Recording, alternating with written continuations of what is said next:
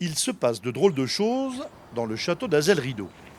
Dès l'entrée, les enfants, les enquêteurs, sont accueillis par la reine Marguerite de Valois. Et figure-toi que j'ai prêté mes bijoux, d'autres, des très jolis, à ma copine Antoinette, qui habite ici au château d'Azay. Et on lui a volé les bijoux.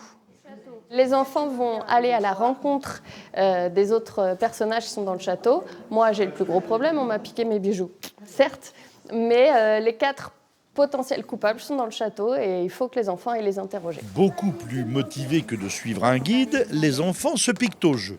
Remontez le temps jusqu'en 1583 et menez votre enquête dans les appartements du château. Dans les combles, ils croisent Jeanne, la suivante de Madame Raffin. Les détectives notent, l'important n'est pas l'orthographe, mais bien trouver le coupable. La cuisinière. Elle m'a dit avoir vu rôder dimanche au tantôt un homme près de la chambre de madame. Et ça n'est pas un hasard. Mais elle n'a pas eu le temps de reconnaître son visage. Elle. Et puis elle a dit qu'il y avait des traces de pabose et que quelqu'un avait vu un homme sur le palier de la chambre Renaissance trouver l'initiale du prénom du personnage que vous allez maintenant rencontrer. Alors on va à la chambre Renaissance ? Ouais. Allez. Une visite théâtralisée, ludique, toute la famille s'amuse et réfléchit. Guy de Saint-Gelais de Lansac. Vous êtes le propriétaire ? Oui, tout à fait. Et le mari d'Antoinette, que vous verrez à la scène suivante.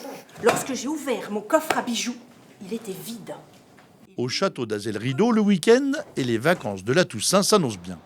Nous sommes très heureux de voir que le public est au rendez-vous et même au-delà de nos attentes. On a fait une belle saison estivale et donc cette tendance se confirme sur les vacances de la Toussaint, ce qui est une très bonne nouvelle. Près du miroir d'eau, sur le chemin de la chapelle, épilogue de l'enquête, on croise des enfants et des parents heureux. C'est bien les châteaux quand ça a des jeux, quand il y a des énigmes. Ça fait sortir les filles, c'est très bien. Puis en même temps, il y a une visite culturelle, il fait beau, donc c'est super. Une fois le mystère des bijoux résolu, les familles profitent de l'extérieur, sous le soleil. Le parc a revêtu ses habits d'automne. Le décor est somptueux.